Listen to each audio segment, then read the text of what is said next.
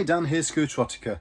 Right, just finished up on the dyno, just had a couple of scooters in, so just reflecting on the day and what's happened, and thought I'd just do a quick video. One thing I will mention first is I've had a couple of requests for people, from people just saying, would I do a video where I do an entire dyno session from start to finish and sort of showing all the bits and pieces that we're working on and the changes we're making and this like that. I think it's a really good idea. So I'm going to do that. The only thing I have to say, I sort of wanted to let you know is that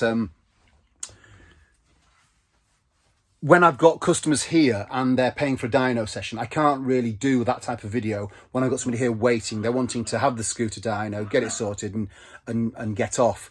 And so it's not really sort of fair on them for me to be doing that. But I've got a couple of scooters coming in over the next week where the customers are dropping the scooters off and leaving them with us to be dynoed.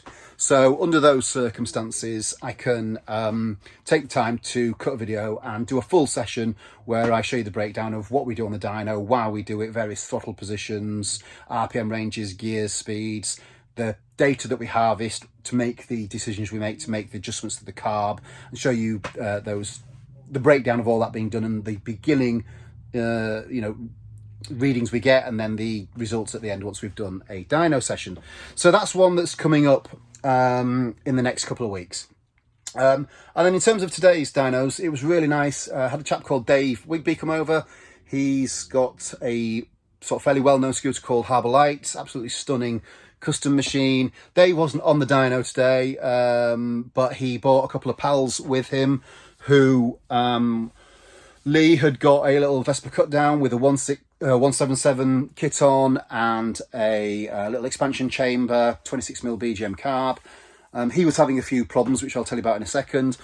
And then the other chap, Pete, he had a rather nice RB250 cut down with PM fat mamba pipe and big 34mm double auto carb, which I'll also tell you about in a second.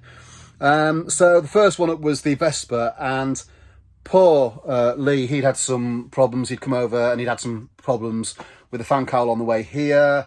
And when we discussed his setup, I found out that he'd got the more advanced ignition timing, which I think is like 21, 23 degrees, something like that, is not recommended. He'd got some inline fuel filters, which I felt were hampering fuel flow.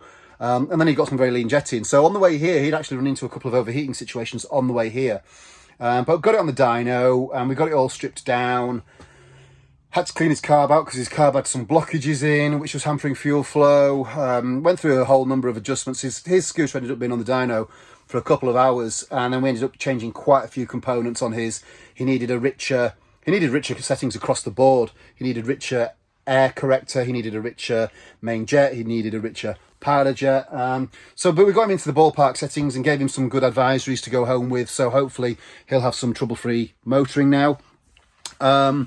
And then we got Pete's RB250 on the dyno, and a lot of people say, so, what power should I expect from an RB250? Well, it varies, and I've seen out of the box with a reasonable expansion chamber and reasonable carb, I've seen them, if they've been sort of not badly built, but perhaps built by somebody who hasn't understood port timings, squish settings, compression ratios and stuff like that. And I've seen them with an RB250 with as little as sort of 20, 22 horsepower.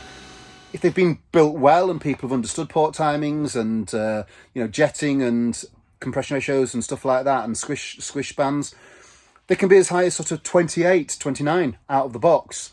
But 28 would be an average, and that's exactly what we got today with Pete's RB250. His was 28, and he was actually wanting peace of mind from his dyno session. He'd had some jetting issues, and he'd had to jet it himself, and he sort of thought he got it in the right area, but wasn't 100% certain. So I ran it up, and actually it had got some quite rich settings down the bottom end, and we worked on it for a bit to see if I could improve on it, and we actually ended up coming around a full circle, and by utilising different needle and different jets, we ended up getting the same air fuel readings that we set off with, but there was no real improvement. So it was a bit of an experimental cycle to take us round, hoping to get some improvements, but in the end we didn't get the improvements. So I didn't want to charge him for any of those added extras and parts and that extra work required. So we just removed all the bits, put it back to settings, base settings that he came in with, but he could then go away with the knowledge that at least he got the information he came for, which was, is my jetting safe? And the answer, yes, it is. And is it good performance? 28 horsepower?